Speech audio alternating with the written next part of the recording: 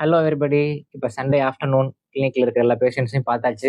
இப்போ ரிலாக்ஸ்டாக கொஞ்சம் நேரம் நம்ம அகாடமிக் செஷனுக்காக ஸ்பெண்ட் பண்ண போகிறோம். படிப்புக்காக நேரத்தை ஒதுக்க போகிறோம். Advance diabetic care programme Boston யூனிவர்சிட்டியோட மாடியூல் 1 லாஸ்ட் மந்த் நம்ம அட்டன் பண்ணியிருந்தோம். இப்போ மாடியூல் 2 அமைச்சிருக்காங்க. மாடியூல் 1ல நம்ம என்ன பார்த்தோம்? டயபெட்டிஸ் உள்ளவங்களுக்கான சிறுநீரக பாதிப்புகள், இதயத்தில் வரக்கூடிய பாதிப்புகள், இது வராமல் தடுக்கிறது எப்படி, இது எப்படி கண்டுபிடிக்கிறது அப்படின்னு பார்த்துருந்தோம். இன்னைக்கு வந்து pathogenesis centric strategies in type 2 diabetes management இதுல ஃபோக்கஸ் பண்றாங்க. இது ரொம்பவே இன்ட்ரெஸ்டிங்கா இருக்க போது வாங்க போய் பார்ப்போம். டைப் 2க்கு முக்கியமான ரீசன் ஒபிசிட்டி. டைப் 2 டயபெட்டிஸ் உள்ளவங்களுக்கு வெயிட் லாஸோட சிக்னிஃபிகன்ஸை பத்தி நம்ம ஆல்ரெடி நிறைய வீடியோஸ்ல பேசியிருக்கோம். அதுக்காக ஒரு ஸ்டடி கண்டக்ட் பண்ணியிருக்காங்க, லுக் அஹெட் ஸ்டடி அப்படின்னு சொல்லிட்டு. அதுல என்ன போட்டிருக்காங்கன்னா 2 கேஜி வெயிட் லாஸ் பண்ணாலே HbA1c நல்லா குறைக்க முடியும் அப்படின்னு சொல்லியிருக்காங்க. நம்ம வீடியோஸ்ல என்ன சொல்லுவோம்னா 10% வெயிட் லாஸ், 10% உடல் எடையை குறைச்சாலே HbA1c நல்லா குறைக்க முடியும், சுகர் லெவல்ஸ் வந்து நல்லா கண்ட்ரோல் கொண்டு வர முடியும், டயபெட்டிக் ரெமிஷனே பாசிபிள் அப்படின்னு நம்ம நிறைய சயின்டிஃபிக் ரிசர்ச் ஆர்டிகல்ஸ்லாம் கோட் பண்ணி மென்ஷன் பண்ணியிருந்தோம். அதுக்கப்புறம் BMI கால்குலேட் பண்றது எப்படிங்கிற ஃபார்முலா கொடுத்துருக்காங்க. BMIயோட கேட்டகரிஸ் எவ்வளோக்கு மேல இருந்தா ஒபிசிட்டி, எவ்வளோக்கு மேல இருந்தா ஓவர் வெயிட் அப்படிங்கறத கொடுத்துருக்காங்க. ஸோ 25 to 29 இருந்துச்சுன்னா ஓவர் வெயிட், 30க்கு மேல இருந்துச்சுன்னா ஒபிசிட்டி. அது ஏசியன் பாப்புலேஷனுக்கு 27.5க்கு மேல இருந்தாலும் ஒபிசிட்டி. 30 to 34 இருந்தா ஒபிசிட்டி கிளாஸ் 1, 35 to 39 இருந்தா ஒபிசிட்டி கிளாஸ் 2, 40க்கு மேல இருந்தா ஒபிசிட்டி கிளாஸ் 3. BMI எப்படி கால்குலேட் பண்றது நான் சிம்பிளா சொல்றேன். வெயிட் இன் கேஜி, அதாவது உடல் எடையை வந்து கிலோகிராம்ல மேல எழுதிக்கணும், divided by height in metre, அதோட ஸ்கொயர். மீட்டர்னா எப்படி, 165 சென்டிமீட்டர் அப்படின்னா 1.65 மீட்டர், அதோட ஸ்கொயர் அப்படின்னா இன்டூ 1.65. என்ன வேல்யூ வருதோ அதை அதால மல்டிப்ளை பண்றதுதான் ஸ்கொயர் வேல்யூஸ் அப்படின்னு சொல்லுவோம். 2 ஸ்கொயர்னா என்ன, 2 into 2. 4 ஸ்கொயர்னா என்ன, 4 into 4. இப்போ 1.65 into 1.65. ஸோ மேலே வெயிட் இன் கேஜி, கீழே ஹைட் இன் மீட்டர் ஸ்கொயர். இதை வந்து நம்ம டிவைட் பண்ணோம்னா வரக்கூடிய ரிசல்ட் தான் BMI. அது வந்து 25க்குள்ள இருக்கணும். அடுத்த முக்கியமான விஷயம் 5 ஸ்டெப் அப்ரோச். ஸ்டெப் 1ல வந்து அது என்ன ரீசன்னால வருது, இன்சுலின் டிஃபிஷியன்சியா இல்ல இன்சுலின் ரெசிஸ்டன்ஸா அப்படிங்கறத நம்ம கண்டுபிடிக்கணும். சரிங்களா, இது நம்ம ஆல்ரெடி பேசியிருக்கோம். அடுத்தது டிட்டர்மைன் த HbA1c. HbA1c எவ்வளவு இருக்கு அப்படிங்கிறத பார்க்கணும். மூணாவது set optimal body weight targets. இவ்வளவு ஹைட்டுக்கு இவ்வளவு வெயிட் தான் இருக்கணும் அப்படிங்கிற டார்கெட்டை நம்ம ஃபிக்ஸ் பண்ணணும். இதுதான் மூணாவது ஸ்டெப். நாலாவது ஸ்டெப், அந்த ஹைட்டுக்கு ஏற்ற வெயிட்டை நம்ம மெயின்டைன் பண்றதுக்காக பிரிஸ்கிரைப் டயட் அண்ட் எக்ஸசைஸ், உணவு பழக்கமும் உடற்பயிற்சியும் கரெக்டாக நம்ம செய்யணும் அந்த ஹைட்டுக்கு ஏற்ற வெயிட்டை மெயின்டைன் பண்றதுக்கு. And achieve optimal HbA1c goals. அந்த ஹைட்டுக்கு ஏற்ற வெயிட்டை அச்சீவ் பண்ணிட்டு முன்னாடி பார்த்தோம்ல HbA1c, அந்த டார்கெட்டை நம்ம ரீச் பண்ணணும். இதுதான் நாலாவது ஸ்டெப். இதெல்லாம் எதுவுமே சரியா வரல அப்படின்னா 5வது ஸ்டெப் தான் ஆன்டி டயபெட்டிக் ஏஜென்ட்ஸ், சர்க்கரை நோய்க்கான மாத்திரைகள். பெரும்பாலும் என்ன நினைக்கிறாங்க எல்லாருமே, சர்க்கரை நோய் அப்படின்னா ஒரு ஏமாற்று வேலை, நோயாளி வந்த உடனே அவங்களுக்கு மாத்திரை எழுதி கொடுத்துட்றாங்க, ஆங்கில மருத்துவர்களுடைய சதி, இப்படிதானே சொல்றாங்க. இது வந்து பாஸ்டன் யூனிவர்சிட்டியில இருந்து கொடுத்துருக்காங்க. அவங்களே 5 ஸ்டெப் கொடுத்து 5வது ஸ்டெப் தான் மெடிசின்ஸ்க்கு போறாங்க. HbA1c கண்டுபிடிங்க, ஹைட்டுக்கு ஏற்ற வெயிட்டை மெயின்டைன் பண்ணுங்க, உணவு பழக்க வழக்கம் உடற்பயிற்சியை கரெக்டாக மெயின்டைன் பண்ணுங்க. இதெல்லாம் முடியலன்னா மெடிசினுக்கு போங்கன்னு தான் சொல்றாங்க. ஸோ உங்களை யாருமே எடுத்தோன்னே போய் மெடிசின் தான் சாப்பிடணும் அப்படின்னு சொல்ல போறதே கிடையாது. அடுத்த topic very very useful topic. இப்போ நம்ம ஆன்டி டயபெட்டிக் மெடிசின்ஸ்லாம் எடுத்துக்கிறோம்ல, அதனால உடல் எடை கூடுதா குறையுதா, அதோட டிஸ்அட்வான்டேஜஸ் என்ன அப்படிங்கறத கொடுத்துருக்காங்க. இது ரொம்பவே இம்பார்ட்டன்டான டாபிக். அதுல ஃபர்ஸ்ட் சல்ஃபனிலூரியாஸ், வெயிட் கெயின் ஆகக்கூடிய மருந்துகள் என்னென்னு கொடுத்துருக்காங்க. ரொம்ப யூஸ்ஃபுல்லா இருக்கும். சல்ஃபனிலூரியாஸ் அப்படின்னா கிளிமிப்ரைட், கிளிக்லாசைட், கிளிபன்கிளமைட், கிளிபிசைட், இதெல்லாம் நம்ம யூஸ் பண்ணும்போது 1.9 2.3 kg வரைக்கும் வெயிட் கெயின் ஆகிறதுக்கு சான்ஸ் இருக்கு.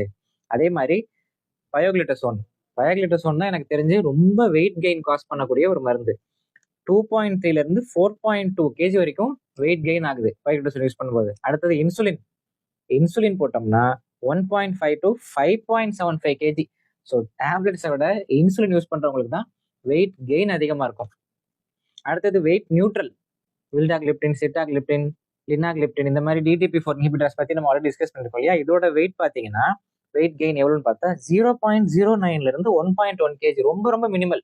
அதான் வெயிட் நியூட்ரல் அப்படின்னு கொடுத்துருக்காங்க. அடுத்தது வெயிட் லாஸ் பண்ணக்கூடிய மெடிசின்ஸ் என்னன்னு பார்த்தோம்னா ரொம்ப ஷாக்கிங்கா இருக்கும். மெட்ஃபார்மின் 1.5 2.9 kg வரைக்கும் வெயிட் லாஸ் ஆகும் மெட்ஃபார்மின் மட்டும் எடுத்துக்கிட்டோம்னா. ஸோ ரொம்ப ஒபிசா இருக்கிறவங்களுக்குலாம் மெட்ஃபார்மின் போட்டால் வெயிட் நல்லா குறையும். அடுத்தது SGLT2 இன்ஹிபிட்டர்ஸ், டெபாக்ளிஃப்ளோசின், எம்பாக்ளிஃப்ளோசின், இதுவும் 0.9 to 2.5 kg. இதுவும் மோரர்லெஸ் சேம் வித் மெட்ஃபார்மின் தான். ஸோ மெட்ஃபார்மின், SGLT2 இன்ஹிபிட்டர்ஸ் இதெல்லாம் எடுக்கும்போது நல்ல வெயிட் லாஸ் ஆகுது. அடுத்தது GLP-1 ரிசெப்டார் அனலாக்ஸ். இது வந்து நம்ம ஊர்ல ரொம்ப நம்ம யூஸ் பண்றது இல்லை. பட் இதை பத்தி நம்ம ஆல்ரெடி பேசியிருந்தோம். எலான் மஸ்க் இதை யூஸ் பண்ணி தான் நல்லா வெயிட் குறைச்சாரு அப்படின்னு சொல்லிட்டு. இதுதான் maximum weight loss, 1.14 to 6.9 kg. பாருங்க, சான்ஸே இல்லை. ஒருத்தர் ஒபிஸா இருக்காரு, டயபெட்டிக்கா இருக்காரு அப்படின்னா GLP-1 ரிசெப்டார் அனலாக்ஸ் யூஸ் பண்ணா நல்லா வெயிட் லாஸ் பண்ணலாம். பட் அது ரொம்பவே காஸ்ட்லி, அதனால நம்ம இந்தியாவில் யூஸ் பண்றது இல்லை. இது ஒரு எக்ஸ்க்ளூசிவான நியூஸ். ஏன்னா இது வரைக்கும் யாருமே சோஃபார் இந்த டயபெட்டிக் டேப்லெட்ஸ் அண்ட் வெயிட் கெயினை பத்தி டிஸ்கஸ் பண்ணதில்லை. இது நல்ல டாபிக் கொடுத்துருக்காங்க, ரொம்ப பிடிச்சிருக்கு. I am very happy. இது பிஹேவியரல் ஸ்ட்ராட்டஜிஸ், இதுவும் சூப்பர்.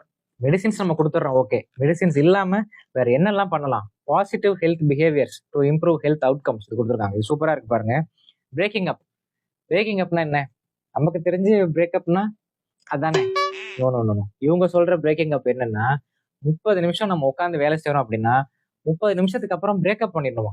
பிரேக்கப் பண்ணி எந்திரிச்சு கொஞ்சம் தூரம் போய் நடந்து போயிட்டு வாங்க, ஒரு ஷார்ட் வாக் எடுங்க அப்படின்னு சொல்றாங்க. அதனால நமக்கு ஒரு குளுக்கோஸ் மெட்டபாலிசம் இம்ப்ரூவ் ஆகும் அப்படிங்கிறாங்க. So ID people, office going people, பேங்க்ல ஒர்க் பண்றவங்க, டாக்டர்ஸ், 30 நிமிஷம் கண்டினியூஸா உட்காந்துருக்கீங்களா, ஒரு பிரேக்கப் பண்ணிட்டு ஒரு ஷார்ட் வாக் போயிட்டு வாங்க. அடுத்தது sleep. Aim for consistent uninterrupted sleep. 6 hours இருந்து 8 hours இருக்கணும். 6 hours கீழே இருந்தாலும் நல்ல ஸ்லீப் இல்லை, 8 hours மேல இருந்தாலும் நல்ல ஸ்லீப் இல்லை, குவாலிட்டி ஆஃப் த ஸ்லீப் இல்லை அப்படின்னு போட்டிருக்காங்க. இந்த மாதிரி இர்ரெகுலர் ஸ்லீப் இருக்கிறதுனால HbA1c இன்க்ரீஸ் ஆகுது, ஃபாஸ்டிங் குளுக்கோஸும் இன்க்ரீஸ் ஆகுது அப்படின்னு போட்டிருக்காங்க. பார்த்துங்க, உறக்கம்ங்கிறது ரொம்பவே முக்கியமான விஷயம். அதுக்கப்புறம் உணவு. உணவு பத்தி நம்ம சார்ட்டா ஆல்ரெடி நிறைய டிஸ்கஸ் பண்ணிட்டோம். அதுதான் கொடுத்துருக்காங்க. கார்போஹைட்ரேட்ஸை குறைச்சிக்கங்க, ப்ரோட்டீன்ஸை இன்க்ரீஸ் பண்ணுங்க, ஃபேட் கண்டென்ட்டை கொஞ்சம் இன்க்ரீஸ் பண்ணிக்கங்க, micro nutrients and herbal supplements. பாருங்க, நிறைய பேர் என்கிட்ட கேட்குறாங்க, நீங்க MBBS MD டாக்டரா இருந்துட்டு ஹெர்பல் சப்ளிமெண்ட்ஸ் பத்திலாம் பேசுறீங்களே, இதெல்லாம் அறிவியல் பூர்வமா நிரூபிக்கப்பட்டதான்னு பாஸ்டன்லயே கொடுத்துட்டான். ஹெர்பல் சப்ளிமெண்ட்ஸ்னு ஒரு வார்த்தை கொடுத்துருக்கான். நம்ம பக்கத்திலேயே வச்சுக்கிட்டு அதை உதாசீனப்படுத்துறோம். ஆவாரம்பு பவுடர், வெந்தய பவுடர், நாவல் பழ கொட்டையோட பவுடர், இதெல்லாம் ஹெர்பல் சப்ளிமெண்ட்ஸ் தான். பாஸ்டன் யூனிவர்சிட்டிலேயே கொடுத்துருக்காங்க. அப்புறம் என்ன? அடுத்தது ஆல்கஹால். ஆல்கஹால்னு ஒரு தனி டாபிக்கே கொடுத்துருக்கான். இதுல என்ன சொல்லியிருக்கான் பாருங்க. அடல்ட் விமன் ஒரு நாளைக்கு 1 ட்ரிங்க் மட்டும் எடுத்துக்கலாம், அடல்ட் மென் ஒரு நாளைக்கு 2 ட்ரிங்க்ஸ் மட்டும் எடுத்துக்கலாம், அதுக்கு மேல போகக்கூடாதுன்னு கொடுத்துருக்கான். ஐயோ, இதை நான் சொல்றதா வேண்டாமான்னு தெரியலையே. நிறைய பேஷண்ட்ஸ் என்கிட்ட கேட்பாங்க, ஆல்கஹால் எடுத்துக்கலாமான்னு. ஆல்கஹாலே எடுக்காதீங்க, வேண்டாம் அப்படின்னு சொல்லிட்டேன். இவன் என்னடான்னா 1 ட்ரிங்க் 2 ட்ரிங்க்குங்கிற. ஆக்சுவலா அந்த 1 ட்ரிங்க் 2 ட்ரிங்க் அப்படிங்கிறதுக்குலாம் வந்து மெஷர்மெண்ட்ஸ் இருக்கு. அதை என்னன்னு இவங்க போடலை. அதை நான் ப்ராப்பரா வெரிஃபை பண்ணிட்டு சொல்றேன். 1 ட்ரிங்க் அப்படின்னா ஒரு இது கிடையாது, அதுக்குன்னு ஒரு மெஷர்மெண்ட் இருக்கும். அதை நான் பார்த்து சொல்றேன். அடுத்த பாயிண்ட் கொடுத்துருக்கான், டிஸ்கரேஜ் அப்டைனர்ஸ் ஃப்ரம் இனிஷியேட்டிங் ஆல்கஹால். அதாவது ஆல்கஹாலே குடிக்கக்கூடாது அப்படின்னு இருக்கிறவங்க எல்லாம் அப்படியே இருக்கட்டும், அவங்கள போய் திரும்பலாம் என்கரேஜ் பண்ணாதீங்க அப்போ கொடுக்கலாம். அது நல்ல விஷயம். ஆனா அந்த 1 ட்ரிங்க் 2 ட்ரிங்க் மட்டும் எனக்கு இடிக்குது. இத்துடன் மாடியூல் 2 நிறைவு பெறுகிறது. அடுத்த மாதம் மாடியூல் 3 வரும். அது வந்தோடனே நான் உங்களுக்கு இதே மாதிரி ஷேர் பண்ணுறேன். ஸோ இந்த சண்டே நல்லா என்ஜாய் பண்ணுங்க. Take care. பை.